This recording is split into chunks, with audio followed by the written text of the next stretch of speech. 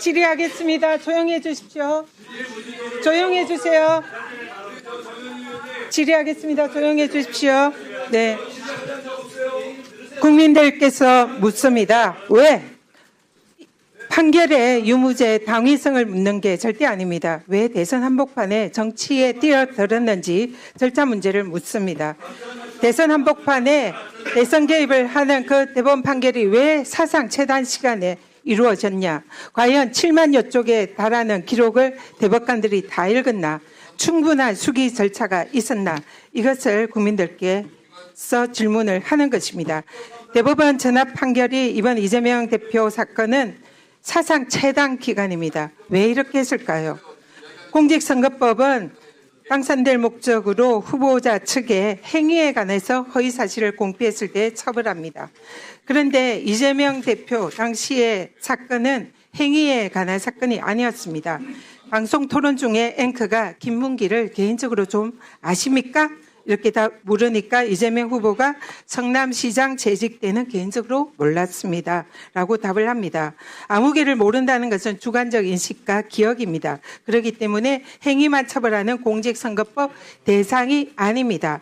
이재명을 당시에 수사한 검사도 당시 참고인 조서를 작성을 하면서 몰랐다, 기억나지 않는다는 주관적 인식의 영역이라 허위라고 볼 수 없다라고 사실상 자백한 바 있습니다. 그런데 검찰은 이것을 기어이 기소하고 말았습니다. 윤석열 정권의 정적 죽이기 정치 탄압에 검찰의 부당한 기소였습니다. 반면 윤석열 후보는 김만배와 개인적인 친분이 없다라고 했는데도 불구하고 이재명 후보와 똑같은 사안임에도 불구하고 이것은 의견 표명에 불과하다라고 불기소를 했습니다. 명백한 이중잣대입니다. 그렇습니다. 검찰의 기소부터 정치 탄압, 불공평한 이중잣대로 부당한 기소를 했습니다. 그럼에도 불구하고 1심 판결은 유죄를 내렸습니다. 이재명 후보의 실제 발언은 단체 사진 중에 일부를 떼어내 사진을 조작했다. 이 발언이었습니다. 그러나 1심 판결은 김문기와 골프를 치지 않았다라는 발언으로 이 발언을 해석했습니다. 두 가지 발언에서 공통점은 찾기 어렵습니다. 그러나 1심은 이 대법원 판례 중에서 일반 선거인의 관점에서 해석을 해야 된다. 그래서 골프를 치지 않았다는 발언은 김문기를 몰랐다는 발언으로 해석이 되기 때문에 허위다. 그래서 유죄다 판시를 했습니다. 당시에 1심 판결 유죄 근거인 대법원 판례입니다. 선거인에게 주는 전체적인 인상을 기준으로 판단해야 한다. 이것이 이번에 대법원 판결의 근거가 되는 판례입니다. 잘 기억해 두시기 바랍니다. 실제 당신의 사진입니다. 당시에 해외여행 가서 찍은 사진, 단체 사진 중에 박수영 국민의힘 의원이 이것을 오려내서 확대 조작하였습니다. 이것이 검찰의 기소의 근거로 사용을 했습니다. 그래서 이재명 후보가 이 사안이 억울해서 일부를 떼어내서 사진을 조작한 거다라고 발언을 했더니 1심 법원은 그는 골프 치지 않았다라는 발언으로 해석해서 유죄를 했는데 2심 법원은 다르게 판단했습니다. 이 두 가지 발언은 명백히 다른 발언이다. 1심 판결은 유추 해석과 추론 해석 금지 원칙에 위배된다. 이렇게 판결을 했습니다. 제가 정말 묻고 싶습니다. 이 두 가지 발언이 과연 같은 발언으로 보이는지 사실 질문을 드리고 싶습니다. 2심 판결의 무죄 근거는 대법원 판례입니다. 공직선거법의 허위사실 공표는 주관적 사정은 겉으로 드러나지 않는 이상 해석에 고려할 것은 아니다.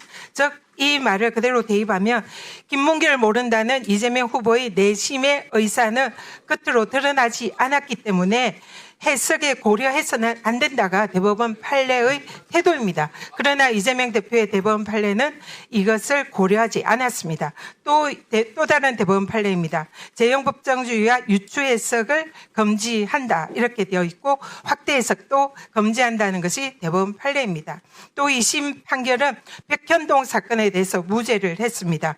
이 사건의 이재명 당시 후보의 발언은 국토부가 의무조항을 근거로 협박을 했지만 용도 변경을 해주지 않았다.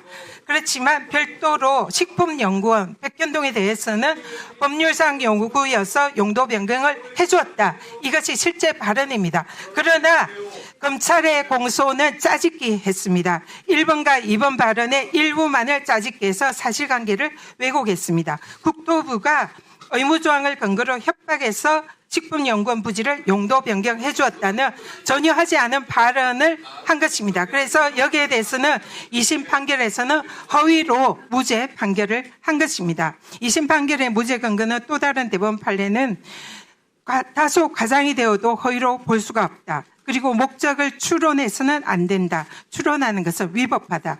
따라서 이 내용은 짜집기한 이 내용은 대법원 판례에 의해서 당연히 무죄입니다. 그리고 2심 판결의 또 다른 헌재 판례 무죄 근거도 있습니다.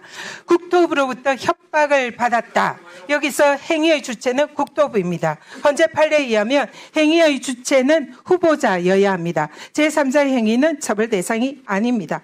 따라서 국토부가 협박을 한 것은 처벌 대상이 아니고 이재명이 협박을 한 것이 아니기 때문에 이것은 무죄여야 합니다. 그리고 또 다른 헌법 대법원 판례에 의하면 선거 토론 중에 한 발언은 일방적으로 적극적으로 허위 공표를 해야 합니다. 그러나 이재명 후보는 앵커의 질문이나 사회자의 질문에 소극적으로 답을 한 것이지 고의적으로 답을 한 것이 아닙니다. 그렇기 때문에 기존의 대법원 판례와 헌재 판례에 의하면 명백한 무죄임에도 불구하고 유죄 판결을 했습니다.